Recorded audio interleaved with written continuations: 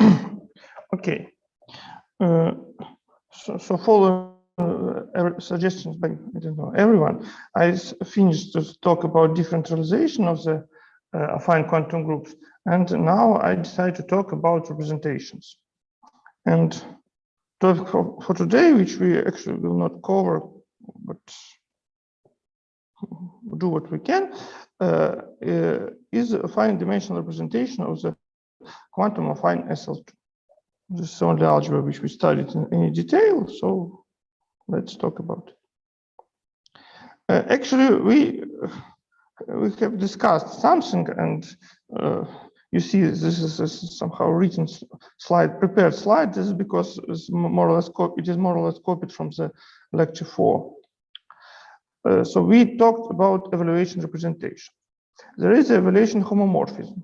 So from the quantum affine SL2 to the fine dimensional SL2, which for one SL2 triple F1 which maps one SL2 triple to SL2 triple from here, and E0 it maps to UF, F0 maps to U inverse F. So in my favorite picture of SL2 hat, we have. So we usually think about F0 as f of SL2 multiplied by evaluation parameter U. This is what we do here. And the fact that this is a homomorphism requires some check. Namely, we have to check that serial relations are preserved. Which is okay. This is not difficult, but non-trivial. And maybe I should warn you that this evaluation homomorphism exists for SL2 and actually for any SLN, but that's all. It doesn't exist for orthogonal group or any other. But for SL2, story about representation of SL2 is actually non-trivial, but as simple as possible. Let me put it in this way. Yes, for orthogonal quantum group, there is no evaluation homomorphism.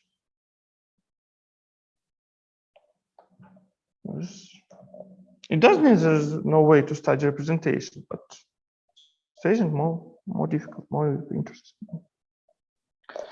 Okay, and now if we have V any representation of UQSL2, and I should say again that today we are talking about finite dimensional representations only.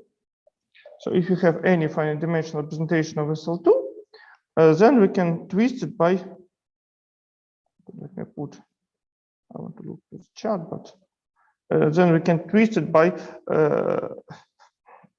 no, not twist, then we can define a representation which we denote by V of U of the quantum affine group as a composition of the evaluation homomorphism and then a representation itself. And the best example to work with is two-dimensional representation of SL2. In this two-dimensional representation for quantum group E and F X by standard formulas, they do not know about what's quantum. Q appears in the formula for K because K is a Q in power IH. That's it. So if we take not C2 but C3 or something more difficult, then actually we will have some Q's in formulas for E and F. But for two-dimensional representation, everything is simple. And formulas for E0, F0 are as follows according to this evaluation homomorphism. K0 is defined as a from the Q commutator of E0 and F0, and it's actually just K1 inverse. You see, in this formula of homomorphism, I defined it for only for E and F because K is a commutator, so it can be restored. Any questions? Okay. And the first non-trivial statement about this representation, it is a formula for R matrix. Let me recall that for quantum group, we have coproduct, so we have a way to give a structured tensor of the quantum of the module of the tensor product C2 times C2 for, say, different evaluation parameters. But actually, we have many coproducts. As I talked, actually, we have a full group, while group action on them, or maybe braid group and something. But anyway, and the two most important ones are delta and delta opposite. And usual story that representations defined by delta and delta opposite are isomorphic, and isomorphism is given by R matrix. And if you believe in all that, then you can ask about form of the R matrix, and the result is the following. I hope it's correct. I copied it from the lecture before. Of course, the intertwined is defined up to normalization. We can multiply it by any function, and it will also be intertwined. So here normalization put like that, that highest vector here goes to highest vector here. So here we have one.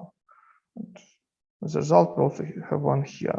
This is our normalization. Quite often people use different normalization.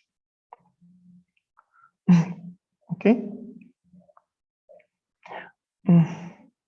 And if we have this matrix, we can compute its determinant. And this, I hope this is the result. So the determinant will be rational function. And you see in the denominator, we have this u1 minus q squared u2. And at the first glance, we should have it squared, but actually, if you compute the determinant, you get in the numerator, you have the product of two factors, and one of them cancels this one, and another will be this. I hope okay, how can we check this? For example, if you take u1 equal to u2, then this vanishes. And here, what we get? Here we get 1. Is it visible? And here we also have 1. So the terms we should have -1, and this agrees with this formula.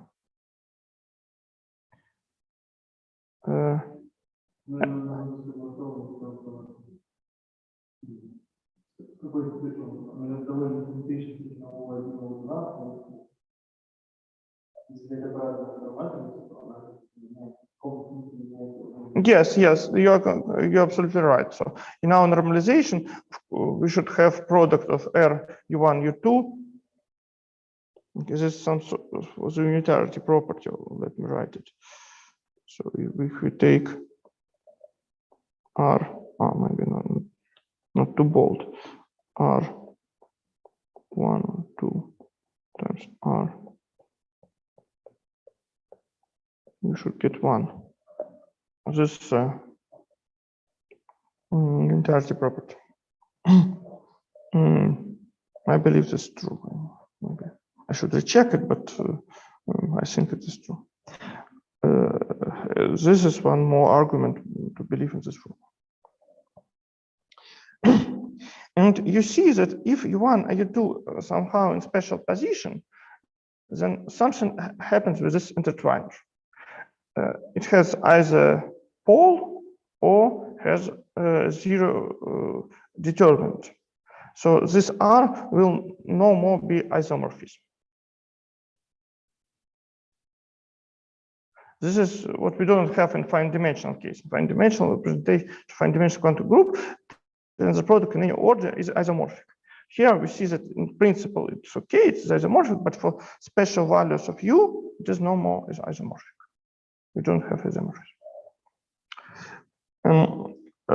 And this example quite easy to study, and I put it as a problem. So the problem states that for general U1 and U2, this tensor product is irreducible. So this, you can ask, this is one intertwiner, but this is actually the only one intertwiner. The representation is reducible, no much choice. But if U1 and U2 differs by Q squared, then we have two choices. If second, if U2 is equal to U1 times Q inverse, then we have one-dimensional submodel, and the quotient will be three-dimensional. And for the opposite order, we have short exact sequence with opposite terms. So we have three-dimensional submodel and one-dimensional quotient.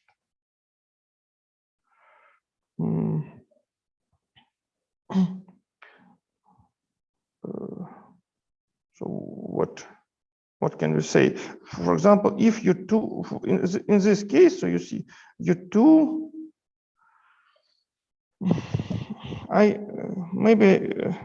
let me check that I put here the right order. So if U2 is equal, in this case, U2, we have what? We have zero pole. We have pole, yes? Maybe it means that the order is wrong.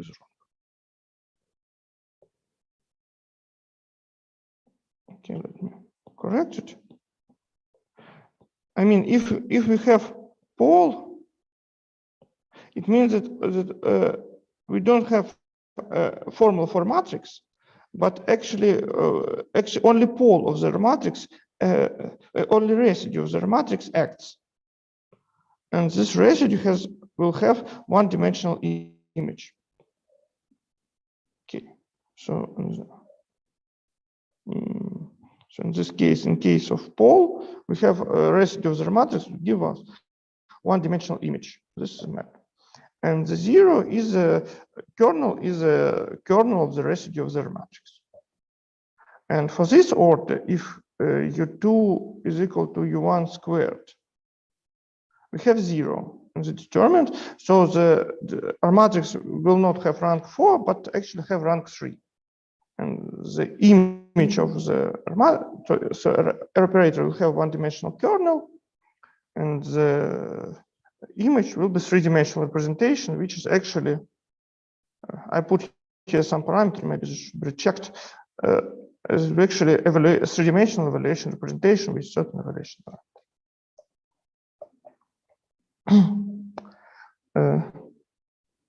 No questions?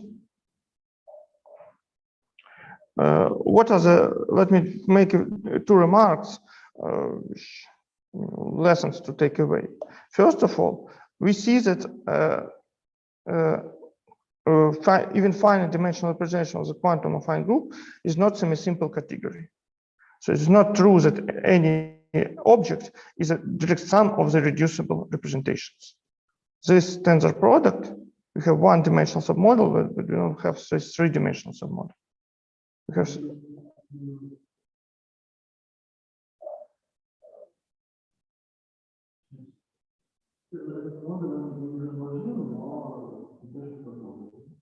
yes. So this model is not direct sum of irreducible ones. It is indecomposable, but not irreducible. Category is not.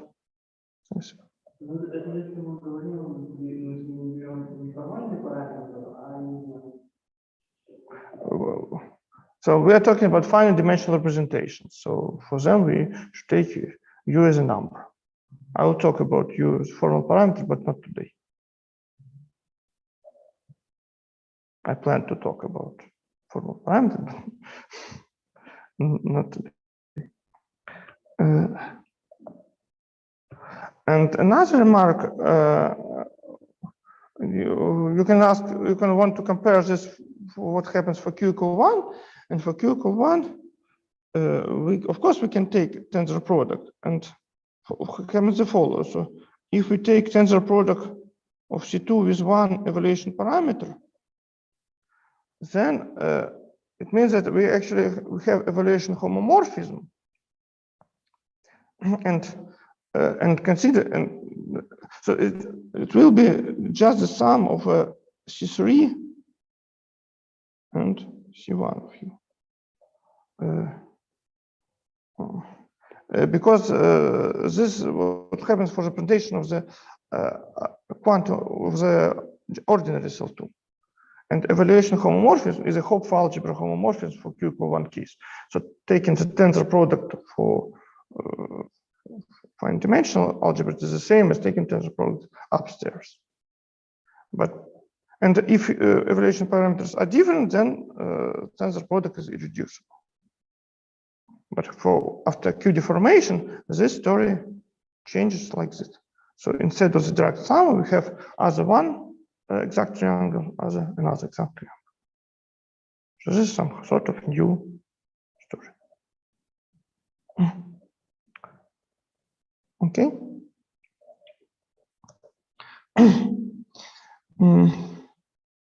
Okay, this is all what I have prepared just with much care. Now will be the usual. This story should resemble the story about duality. This is somehow digression. I will not use this later when I talk about classification, fine dimensional representation, and stuff like that. But just to have something in mind, let me recall there is a notion of duality of the fine dimensional representation.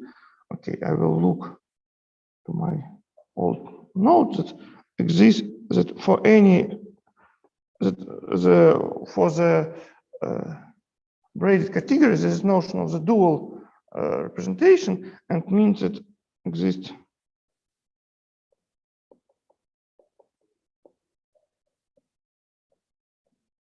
and map in the opposite direction.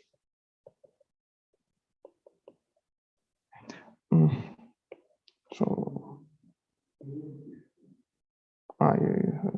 you do not see the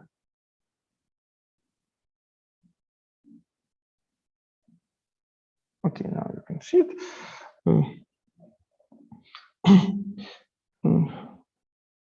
So recall the definition. So if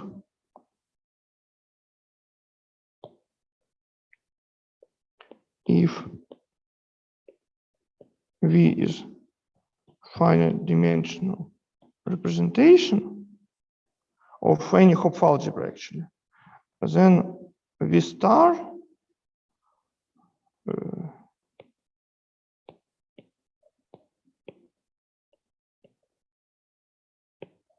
is a dual space, and we have to define action, and the action is defined by the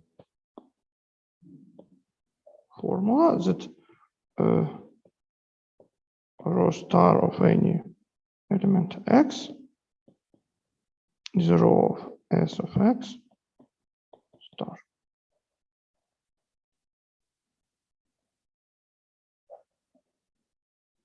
So for any operator which acts on V, we have dual operator which acts on V star. But we cannot just take dual because it reverses the order. It is anti-homomorphic. So we have to apply antipode. And property of this duality is the following. It follows from the definition of the antipode that we have this following. That there exist following maps, which are usually called evaluation and co-evaluation.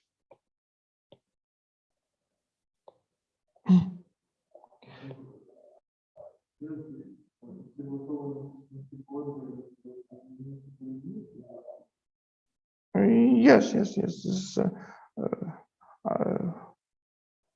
follows from the.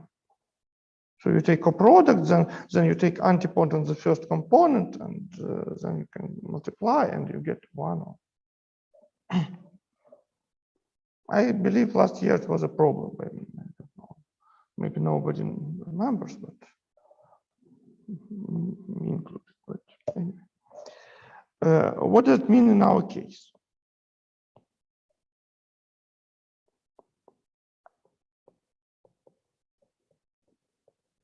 We see that looking to this pictures, we see that if we take C2 of U and take dual, we should again obtain two-dimensional representation. It will be again evaluation representation. I will probably put as a problem, there is no other two-dimensional representation of quantum affine group. But we have another evaluation parameter. So C2 of U and evaluation parameter will be shifted by Q in Q minus 2.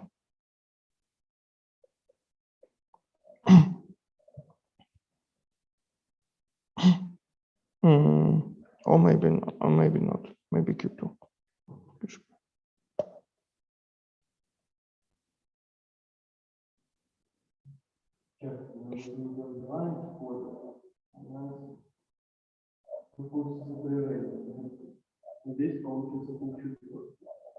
You're absolutely right. So, so we have. So for any representation, we can construct V star, V double star, V3 star, and actually there is another antipode left star where we instead of S we use here S inverse, and for it we have in this diagram opposite, and we have V2 star. And for evaluation representations, if this will be this C2 of U, then this C2 of U Q squared. This is 2 of U Q4, and this is 2 of U Q minus 2, and so on. On the categorical language, I believe this category is not reached, but then maybe this should be double checked. This is anyway. There is some word for this effect that the left duals and right duals are not isomorphic, and the fact that the double dual is not isomorphic to original representation, of course, should be seen from the fact that the square of the antipode is not identity. Let's do this calculation. So if we take V of U, what will okay, double dual?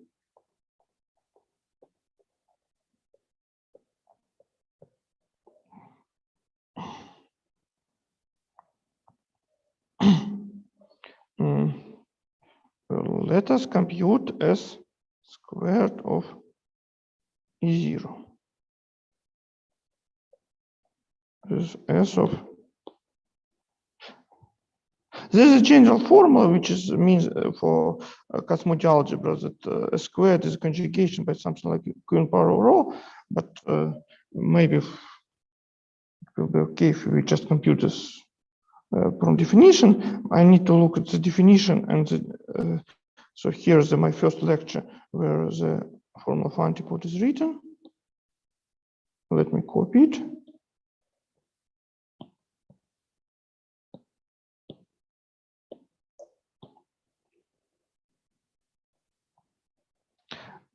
Again, we have L.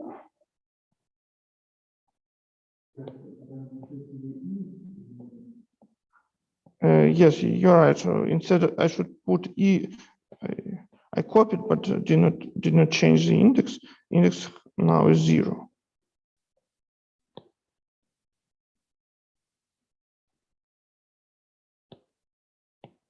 And here also index is 0.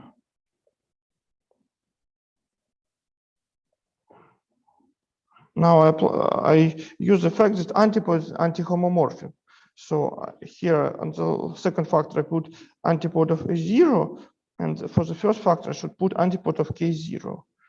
And antipode is K, I believe is K inverse, but we can check it. And indeed, it is written here. Oh, sorry, I moved it to the wrong place. So here should be K0.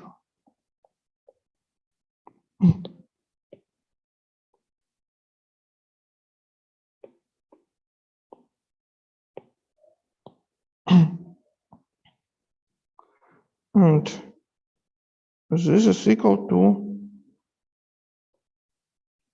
Q squared E0. Okay. And this is what I wanted to obtain, except that I don't know if I think something wrong with this power, because I wanted to say that the double dual, in the double dual, we should shift the evaluation parameter is shifted. I don't know, for some reason to shift by q squared, it's supposed to shift by q in power 4, but let us not talk. If somebody sees the mistake, it's okay. If not, that just believe me that for any evaluation representation, it's double dual with u and q in power 4.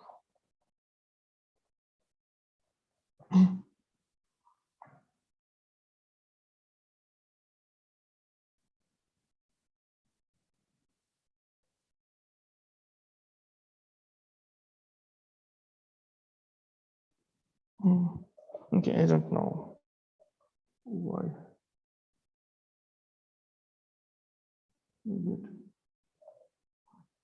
Why we get some disagreement? Maybe.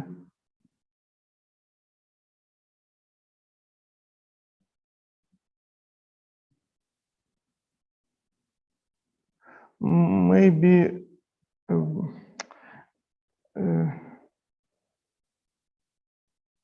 Yes, everything. Yes, I see. Okay,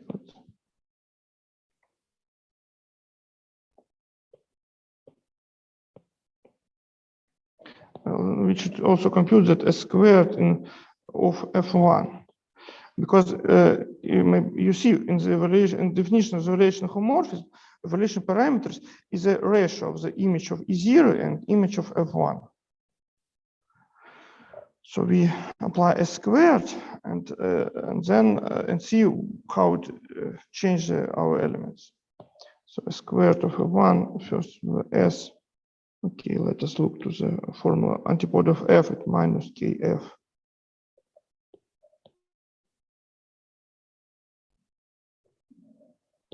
Minus k f.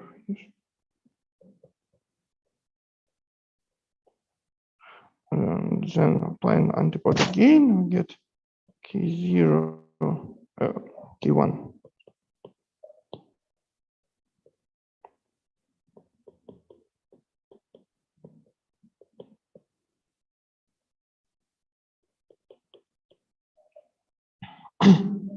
So you see that antipode shift E0 by q squared and f1 by q minus 2. So the ratio is shifted by q in power 4. So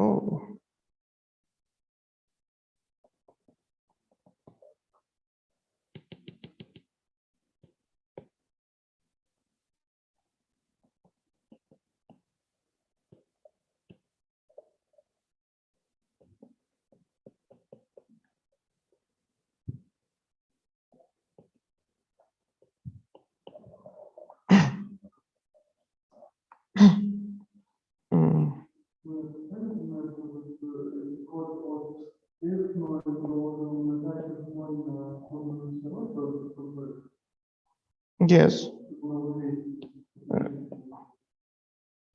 Yes.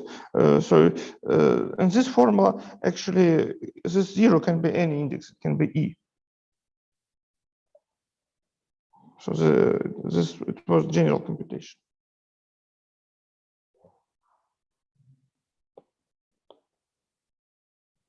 Okay, I don't know why, but I want to keep since we have almost the page, I want to put everything on one page.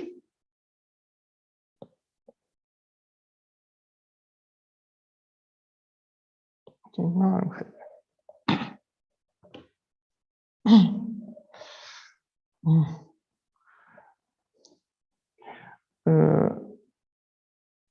After these preparations, let us talk at least a bit about generic fine dimensional representations. And a standard way to study fine dimensional representation is this highest weight theory. Here we have a representation of the loop loop algebra. So we have a loop highest weight and loop highest vectors. They denoted by L highest, L weights.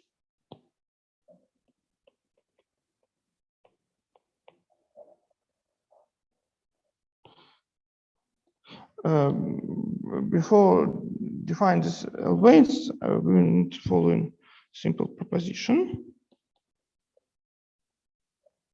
So if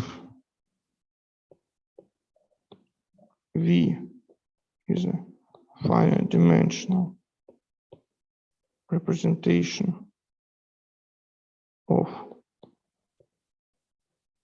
today I will talk only about representation of quantum affine SL2, then K goes to 1.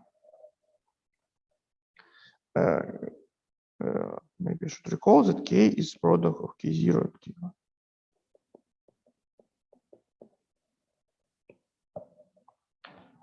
We already saw this in the evaluation homomorphism, that product of K0 and K1 goes to identity.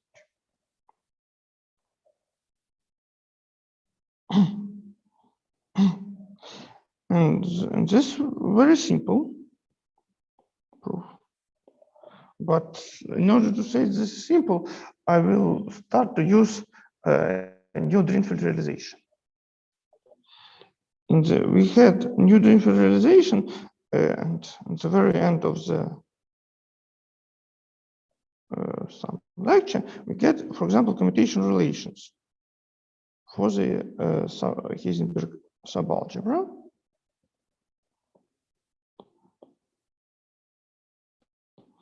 So you see, we have certain elements in the affine quantum group whose commutator is this.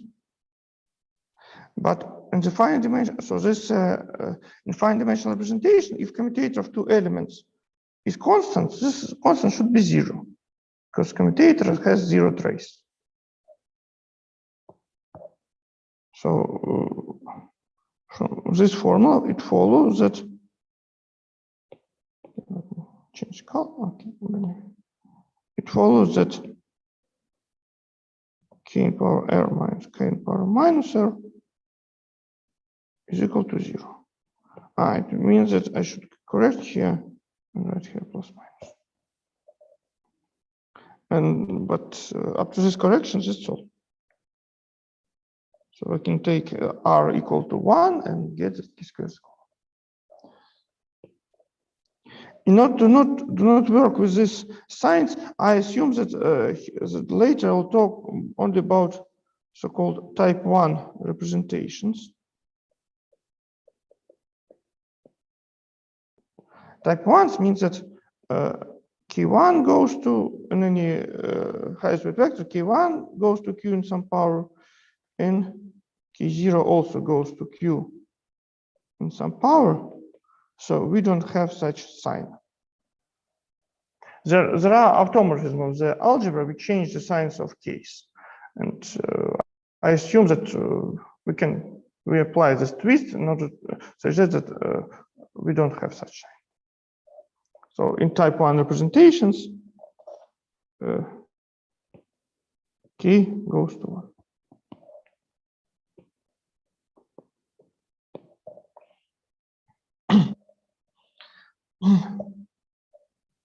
Therefore, instead of the Heisenberg algebra, we actually have a commutative algebra. Now the definition.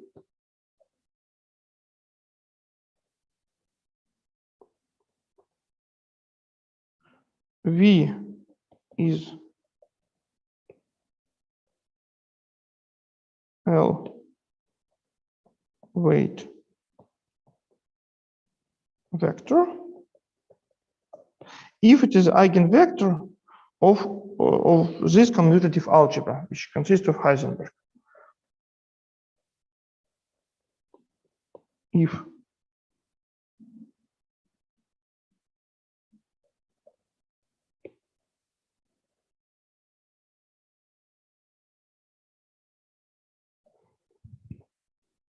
psi plus on V is if psi plus on z, psi minus on z, how to write it? If v as eigen vector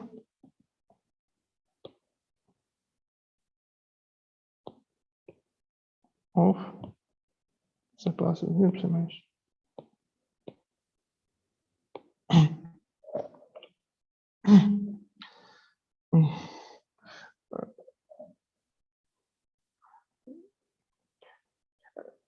I uses L weight and uses L everywhere because maybe it should be black as everything else. Because this is a more strong condition that this vector is eigenvector with respect to Cartan subalgebra. Cartan subalgebra is just K0 and K1. And psi is it has 0 term equal to K, and then have main is this Heisenberg generator.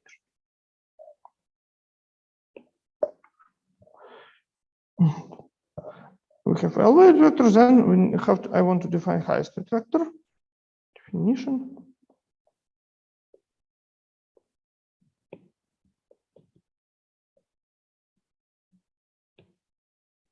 Highest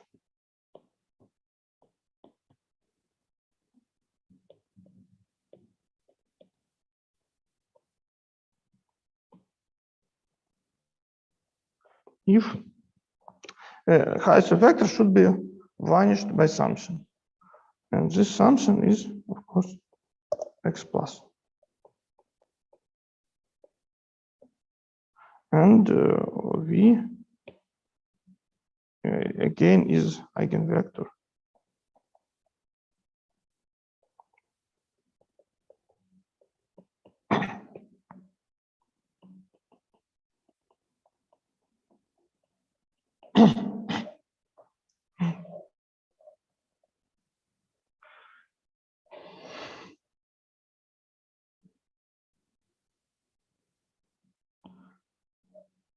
Let me go back to the example.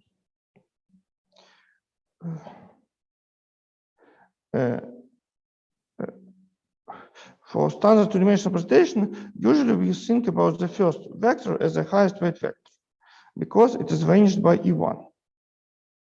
But from the standard point, for the standard Borel subalgebras for quantum group, it is not highest weight vector because it is not vanished by E0. And from this point of view, there is no highest weight vector in this two-dimensional representation. For the standard choice of Borel highest weight vector should be vanished by the nilpotent subalgebra. And for the standard choice of the nilpotent subalgebra, there is no highest weight vector in two-dimensional representation. But there is a highest weight vector if we somehow tweak this nilpotent subalgebra, and now it will contain E1 and F0. It will be first column as usual. This is our X plus. Okay.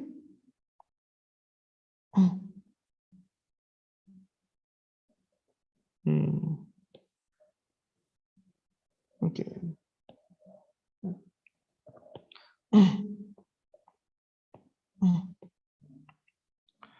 The first theorem, which is not difficult, says that if we have any V is irreducible finite dimensional highest weight representation, then exist and unique up to multiple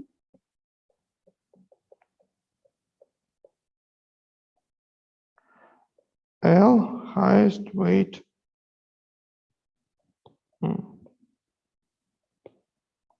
should be what highest weight here, L highest weight vector.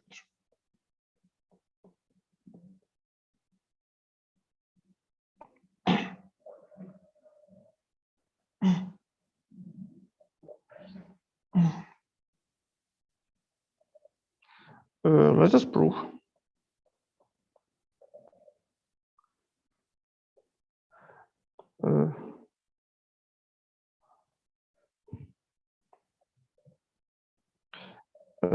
There is we use SL2 subalgebra inside of the affine quantum group. So we can take E1, F1, K1. This is a UQ SL2 subalgebra.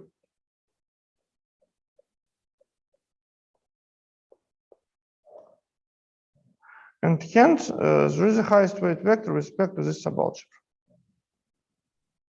So actually, I assume through the lectures that Q is not root of unity. Otherwise, this is a bit clear what is highest weight vector, but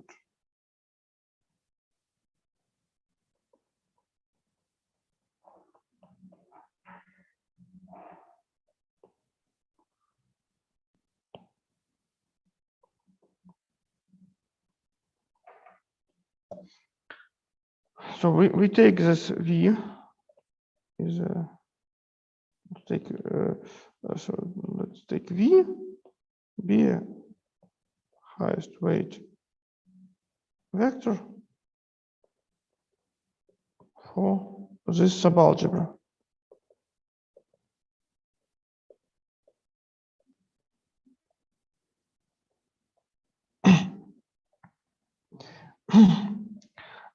I claim that this V is a desired L highest weight vector. Why? First of all, I have to explain that X plus on V vanishes. But if any of the elements of the X plus acts on V, they will shift eigenvalue of the K by Q squared. So it will contradict to the fact that V is the highest weight vector.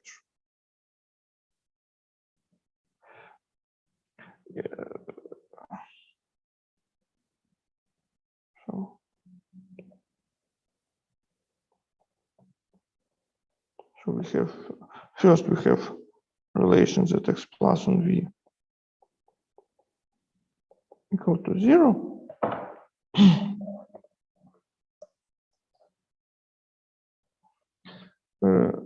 Then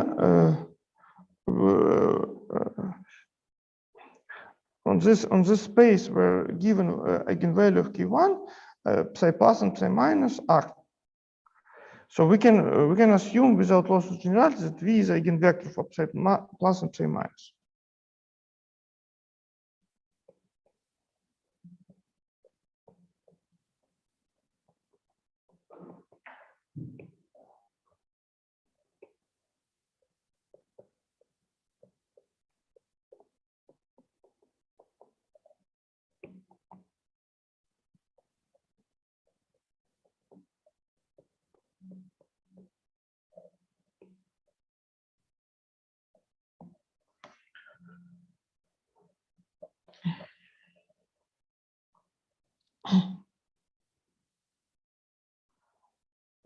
Okay. And then we can use PBW theorem and even simple part of it, triangular decomposition. That if we want to apply the representation is reducible, so our whole space V is generated by elements of the UQSL is obtained by action of UQSL2 on our vector space V, vector V. But we can reward the elements such that we first act by some X pluses.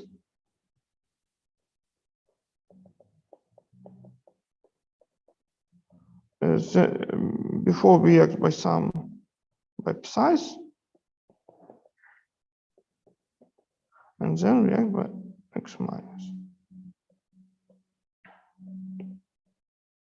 And you see, so here we use relations of new Drinfeld realization. So if you have, for example, X minus and X plus in not good orders, and we can reorder them and get some size. Or if we have H and X in root order, we can reorder them and get some X and so on. So using the relations of the new Dirichlet factorization, we can reorder the element in this way. And now we see that if you have at least one of X pluses, then it kills V. Size X and V just by number. So this is the span of the vector obtained by action of the negative.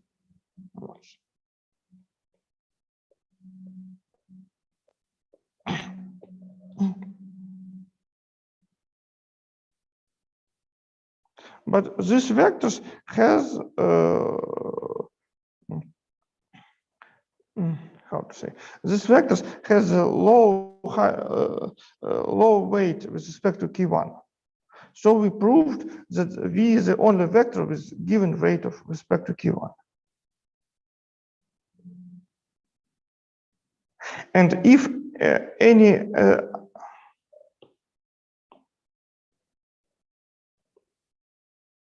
maybe I should introduce here this notation. So let K1 on V is equal to Q in power some L on V, which V belongs to subspace of the, I don't know where I write this, right here, subspace of V with the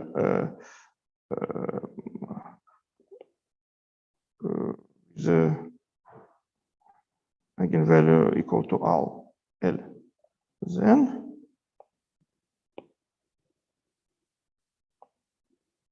X plus on the V equal to 0, since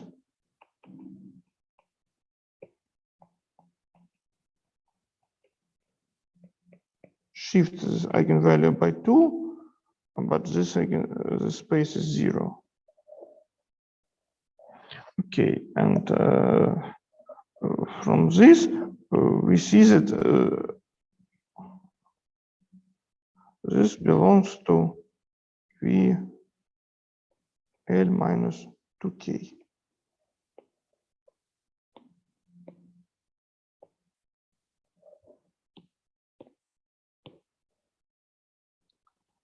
Hence,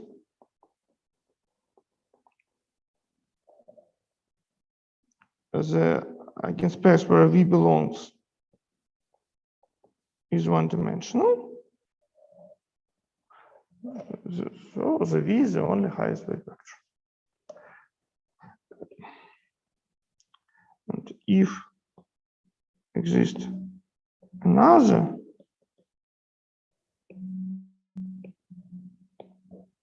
L highest weight vector,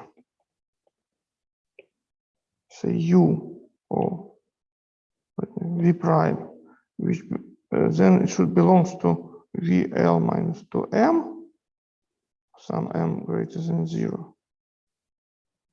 And V do not belong to the vectors which obtained by V from V prime by action of X minus.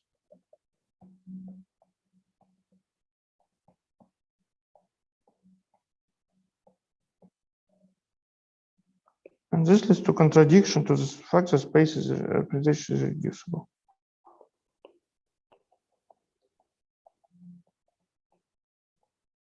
And I think this all.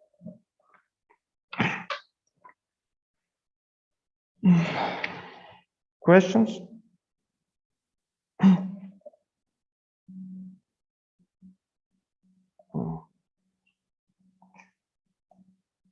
Okay, let me ask question. Do you hear? May you explain again how I understand that X plus of the acts on V as 0? That we take the highest weight vector with respect to SL2, with respect to K1. So it means that it belongs to subspace with the highest weight with weight L, but there is no higher weights. There's no weight L plus 1, L plus 2, and so on. And X plus shifts the weight by 2.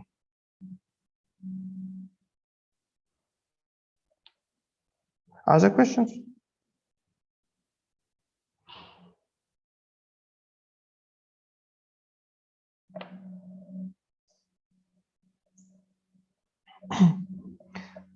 Okay, if no other questions, so let us compute the corresponding highest weights for the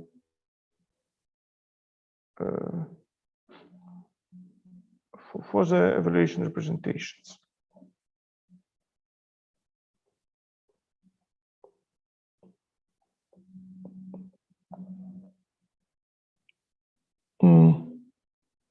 So by word highest weight, I mean that we, for any finite dimensional representation, we have L highest weight vector, and for this highest weight vector, we have to find how psi plus and psi minus acts on this vector.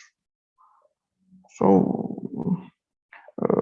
this I want to compute now.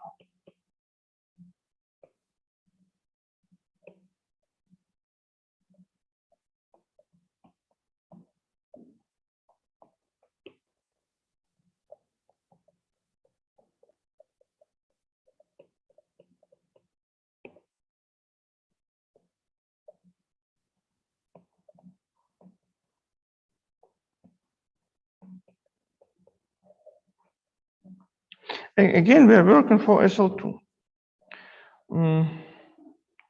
Maybe for speed, I just show you some calculation which I prepared.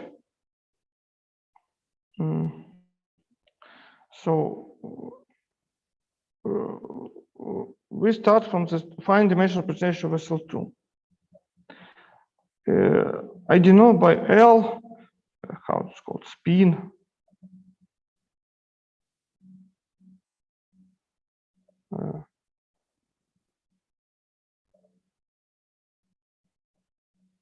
Something strange. Do you see my screen now?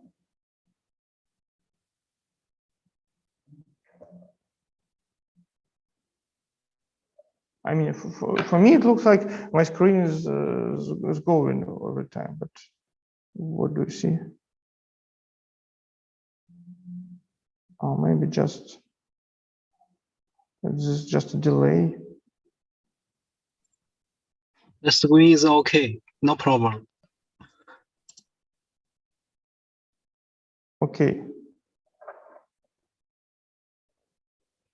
Do you see what I'm doing now? Yes, yes, it's okay. Hope so. Okay, so we take the L plus one dimensional representation of SL2. I label its basis by numbers such that action of the K on the basic M's basic vector. I use some tilde for some, maybe I shouldn't use it. Let me delete this tilde.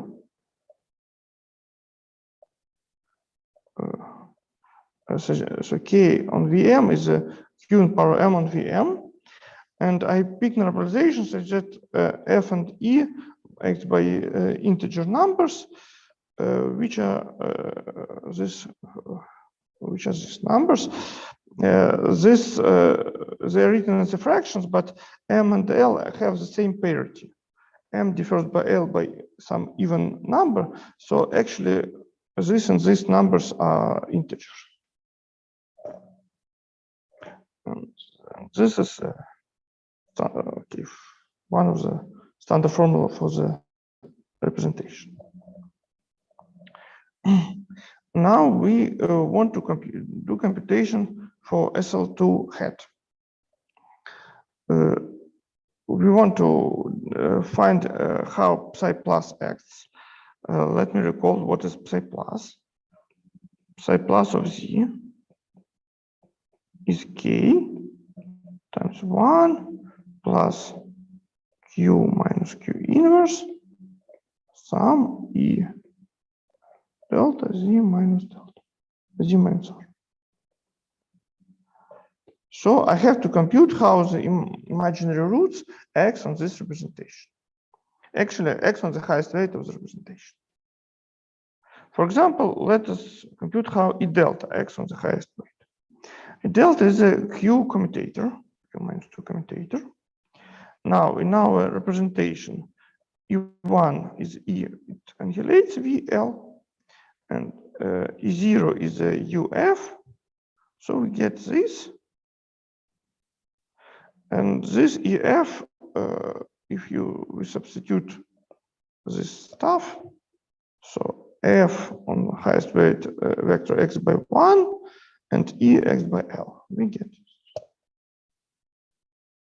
Another way is to say that this EF can be replaced by the EF minus FE commutator of E and F, and as a result we get K minus K inverse over Q minus Q inverse acting on VL and Kx by Q in power L. So we get this number.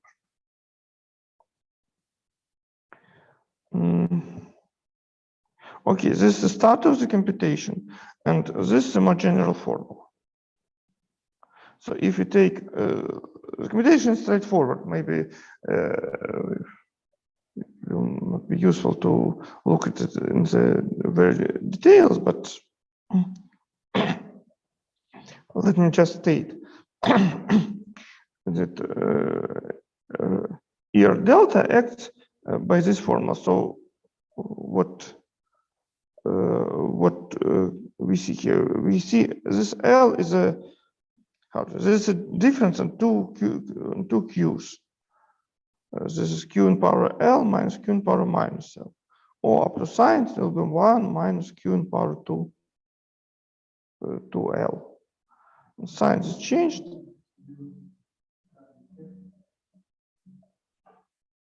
I see. Sorry.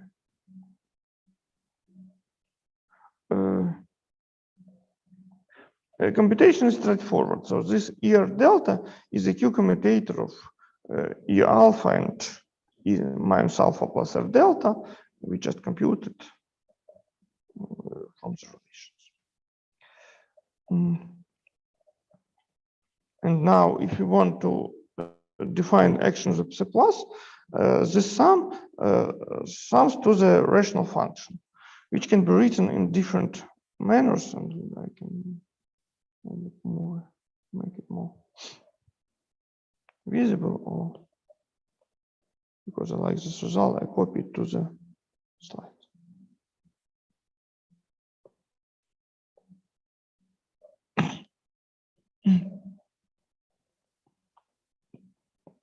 Okay, I move this computation with more details in the final version of the slide, but let me just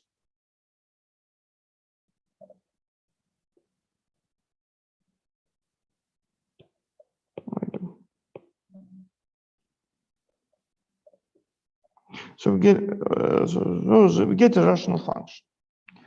For example, if we take the best case, if we take C2 of U, then what do we get? We get let's substitute. First of all, what is L in this case? Difficult question. Yes, L is equal to 1. So we get Q inverse. Here we get the ratio.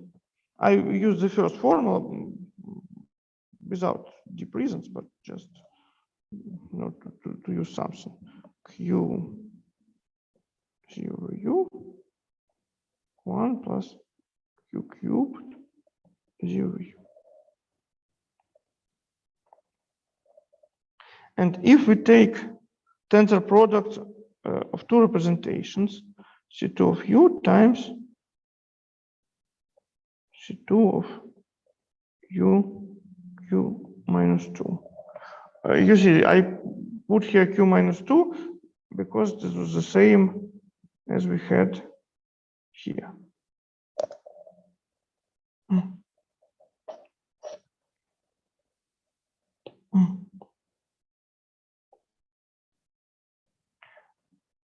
This is equal. So not equal. This for this vector we assign. we assign the product, we get q in power minus 2. In the denominator, we get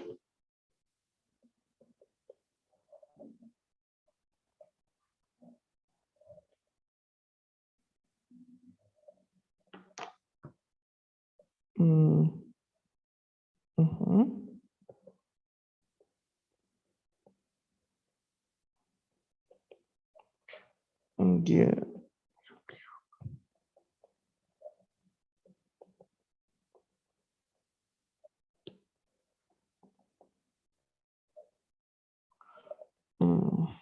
okay, do I make too much space?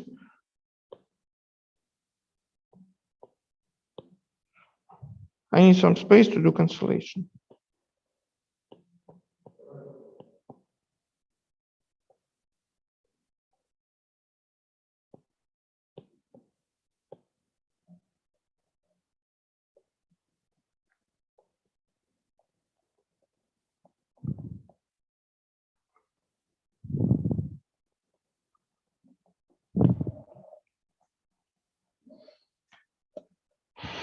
And if we want to consider now three-dimensional representations, C3 of U and say Q inverse, then what do we get by the formula? What is L? Who is still listening?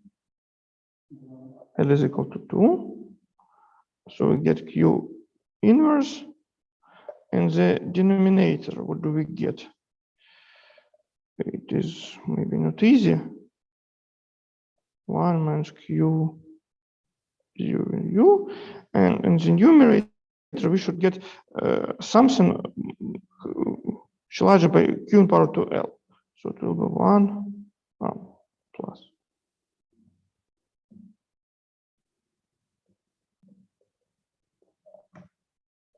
So it is the same.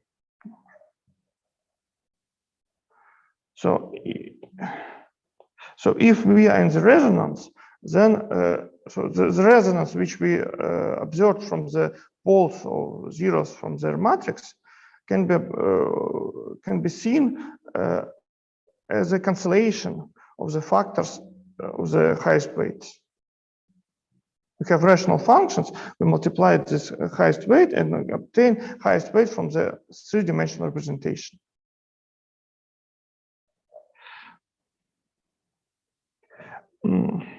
Actually, here maybe if it's not clear, maybe I should state explicitly. Here I use the following theorem or maybe proposition.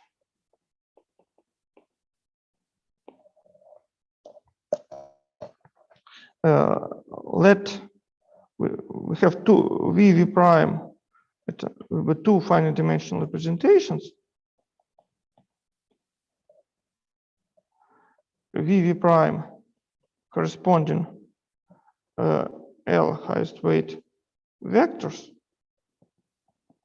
And let me denote the corresponding eigenvalues by phi small. So yes, there's no other choice. So I assume that psi plus of z on v is equal to phi on z on v, and psi plus of z on v prime is equal to phi prime on z on v prime. Then v tensor v prime is loop highest weight vector in v times v prime, and its highest loop highest weight delta epsilon z on v times v prime is equal to just the product of these two functions.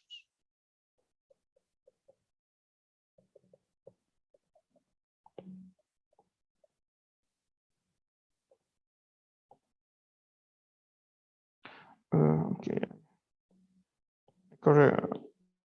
In order to make it more visible, I use colors for formulas.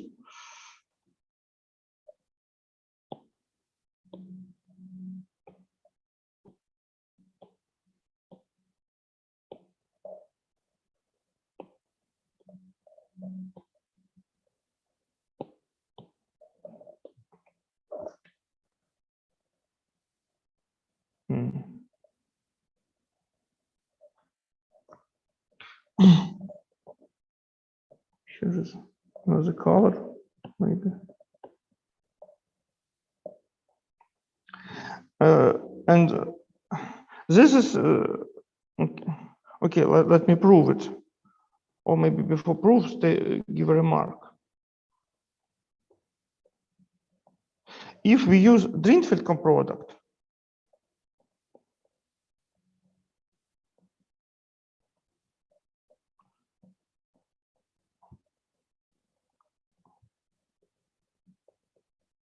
we have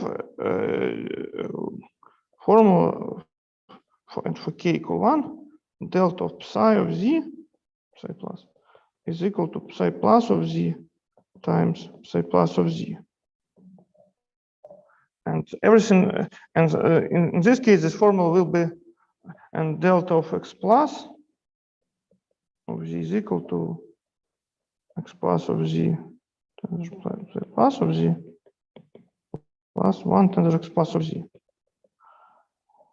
So so the proposition will be clear.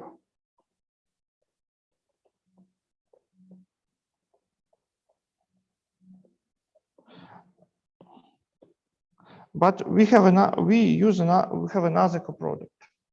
We have coproduct Jimba.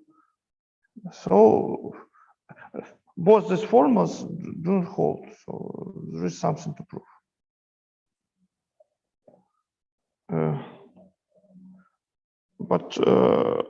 Okay. But actually, we have enough results to prove it. For example, for Heisenberg algebra, we have the following formulas: delta of HR, H is the logarithm of psi, is equal to HR times KR delta plus 1 times HR plus what I call low terms.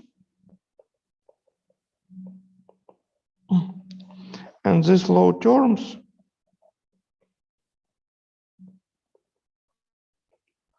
belongs to U. Let me write it like this. So subalgebra generated by E alpha plus delta, blah, blah, blah. Yes, times subalgebra generated by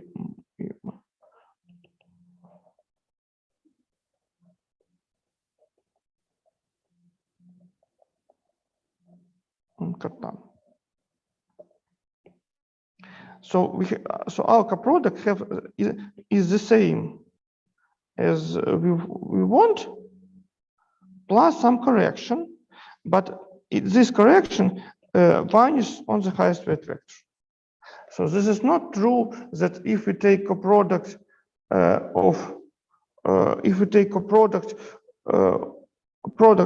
tensor product of two weight vectors, we obtain weight vector. But this is true for highest weight vector.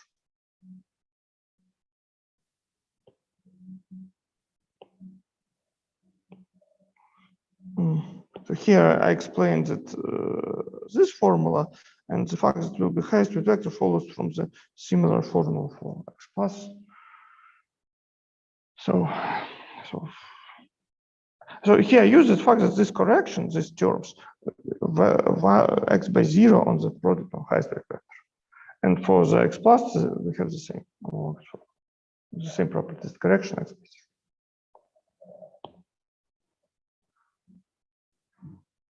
So this is this triangularity is trivial result, and actually I didn't prove it during the lecture, but I will put proof more details in the notes in the lecture 4, where we studied PBW. We studied formula for the matrix. This triangularity allows us to find the scalar formula for a matrix, and actually this is used here. Okay, there's not much time remains, so maybe I should state the main theorem. I believe it is due to Chari and Presley.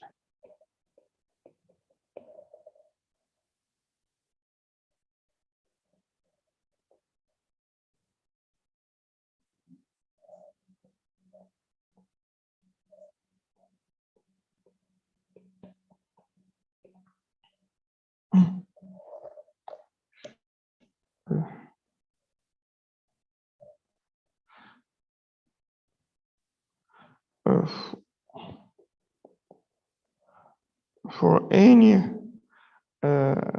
finite dimensional irreducible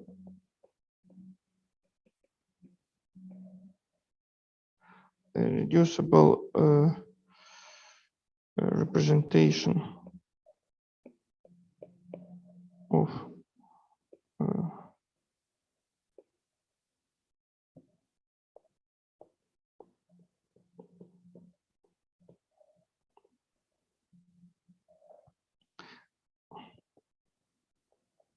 its L highest weight vector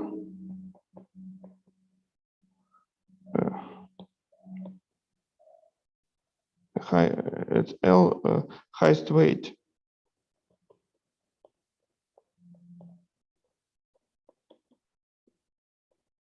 has the following form. So phi plus of z is equal to q in power, let me look, minus degree of p of z inverse. Let me look again. P of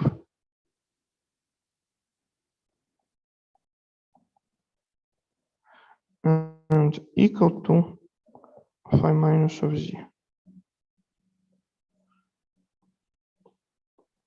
where P of z is z in power is monic polynomial.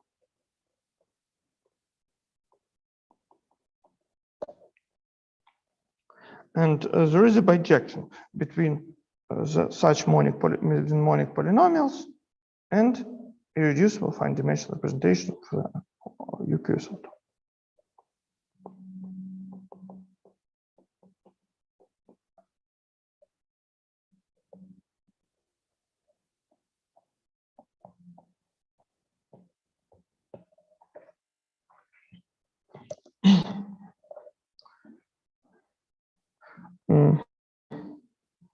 I'm not going to prove this theorem. I rather want to explain something about it. So first of all, how the proof goes. So first of all, we have to prove that this phi plus and phi minus, I recall this eigenvalues with which psi plus and psi minus acts on the highest weight, they are rational functions. And moreover, they have the following this form. And the fact the rational function is quite easy. It is follows from the fact that if we apply, okay, I will write something. Proof. Sketch.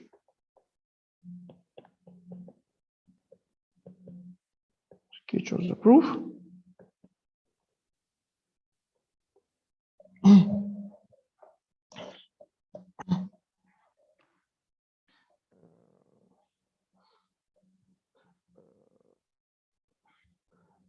One that phi plus, phi minus rational functions.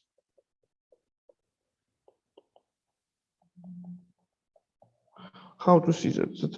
There is a certain combination, sum from I don't know, I from 0 to n, alpha I x minus n on v, which is equal to 0. So if because we have fine dimensional representation, then some combination of x minus applied to v should vanish. If we apply x plus some k on this combination, we recompute x plus and x minus and get psi. So using this, we get some. We see that some combination of psi's x on v by 0. And this leads to the fact that psi is an x rational function.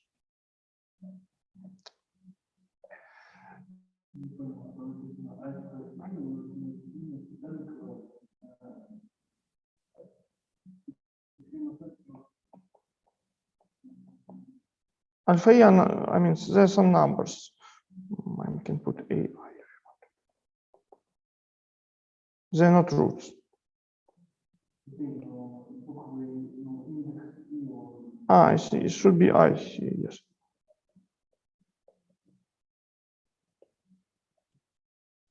Some combination of the creation operator should be 0.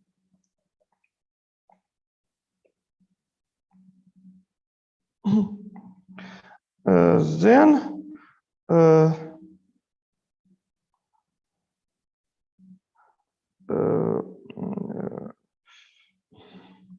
we have to use this is here we use the fact not fully use fact that representation fine dimension. We use rather the fact that it's weight spaces of fine dimension.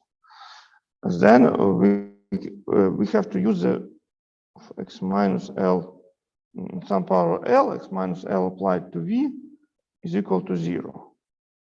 And from this, we can deduce existence of the P. This P is called Drinfeld polynomial.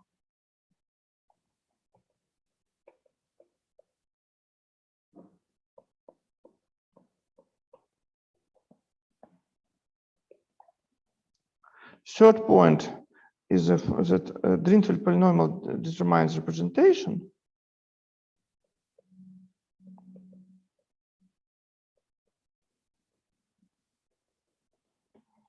I believe there's a standard argument that highest weight determines representation. Take representation of this highest weight, take the quotient, take the largest submodel, take the quotient, and that's it. And actually, it remains to show that for any highest weight of this type, the fine dimensional representation exists. And for SL2, we can just construct it. Indeed, if degree P is equal to 1, then P is the C2 of U. Let me copy. For C2 of U, we have this formula for this function, which can be, if you want, rewritten in the form which I used in the theorem. In the theorem, I wrote it as follows: Z plus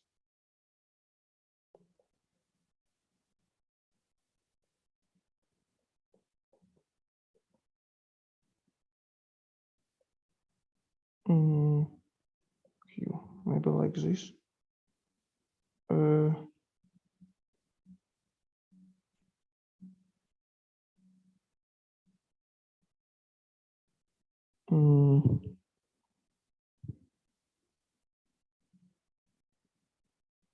Yes, I think so. I think so. Yes. So and here we have polynomial P of Z, or maybe I should use another variable T. Say, okay, P of Z inverse is Z inverse plus Q over U. So we have the same polynomial in numerator and denominator, and it is shifted by us, and the argument shifted by Q minus 2. And if P, if P is some polynomial of degree greater than 1, so P of Z inverse is equal to Z inverse plus A1 times Z inverse plus A2, Z inverse plus AM, then we can just take tensor product C2 of, now we have to compare variables of Q over A1 times C2 of Q over A2 times blah, blah, blah, times C2 of Q over A. And this representation has desired L highest.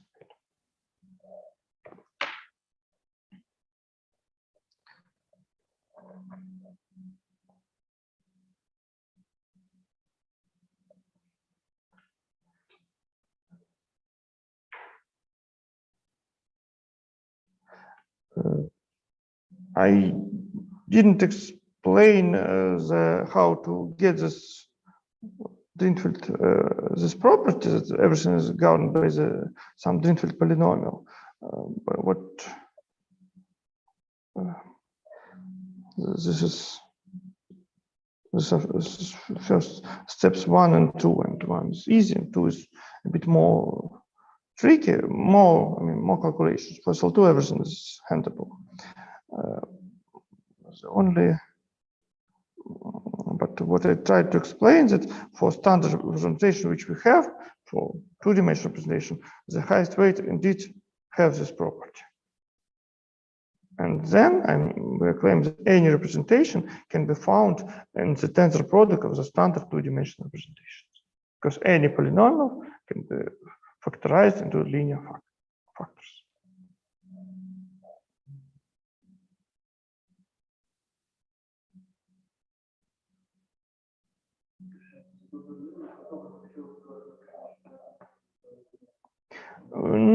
Not completely.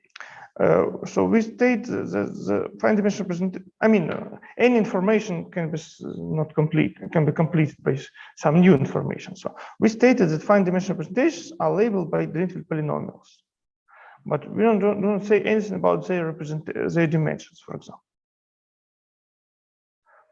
And and the fact that everything is governed by Drinfeld polynomials, this is a general fact. This is true for any quantum affine algebra. But what I'm going to state now, and this will be the last fact which I state today, Bill's theorem. And this is true only for SL2. This is again due to Chari and Presley.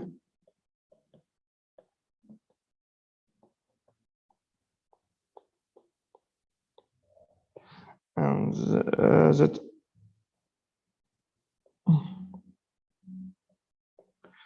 any finite dimensional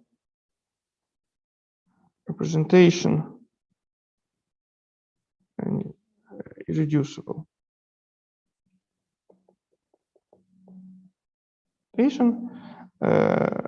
has form, and the form is the following. So we have C L1 of some evaluation parameter A1 U1 times C L2 C LK of UK such that strings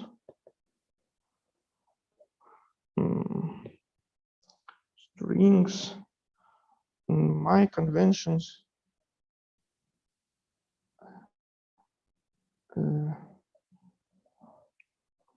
let me look to my formula. Yes. So the following strings U1 Q in power L minus 2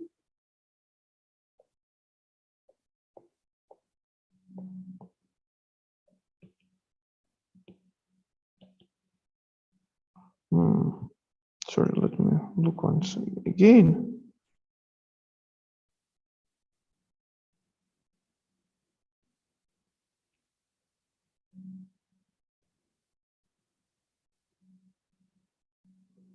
Yes, I think so.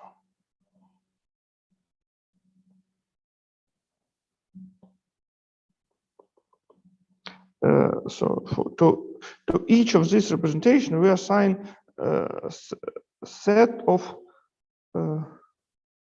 L numbers. So first of them is U1 q in power L minus 2. So the last will be U1 q in power some other power. I don't know. Okay, some other power. So we have string of L numbers, and this string should be in general position.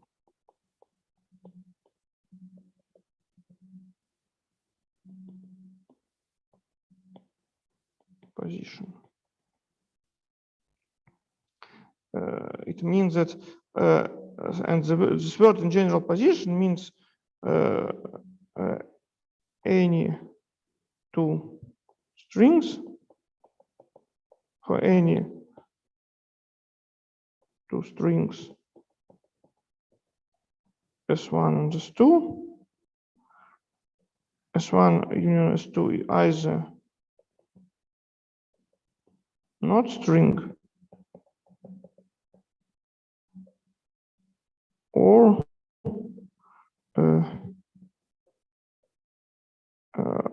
one of them is a subset of another.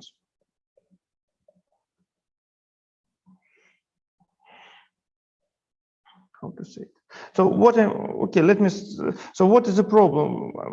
Okay, let us, I will write the good definition, in the slides and put something as a problem, but let me just explain what's the problem. So we can take tensor product of the affine dimensional representations, but the tensor product could be reducible. It happens if the corresponding evaluation parameters are in resonance, are related by q in power minus 2. And in this case, we should replace these two. For C2, we have string with one node, and we can replace this to one node string by their union, string with two nodes. And we should do such simplification as much as we can. So in principle,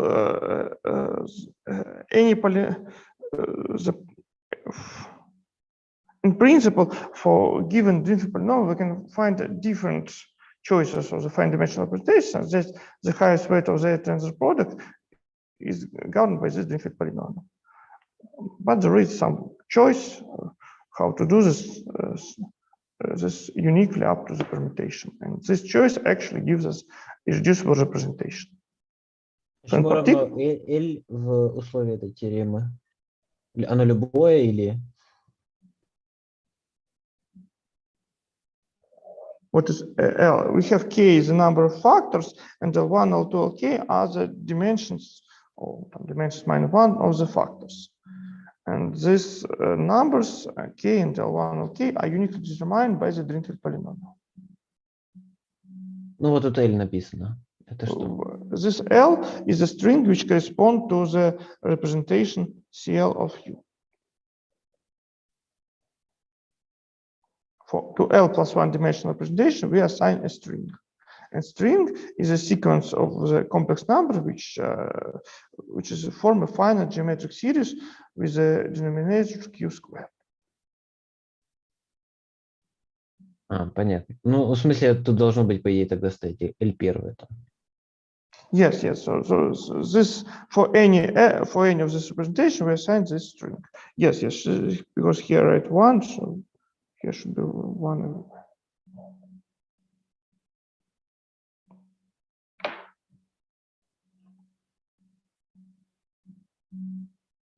As usual, I realized I'm over time and I decide to speed up, and maybe it was a bad idea. Anyway, this is not all what I plan to tell you about affine dimensional representation, but definitely this is all for today.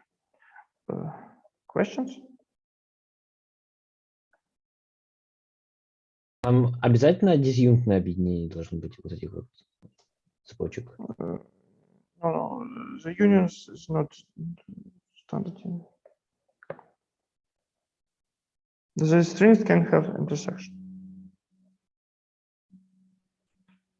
But if they have they intersect, then they form the union is a string, And in this case, it is necessary that one of the strings should be a subset of another.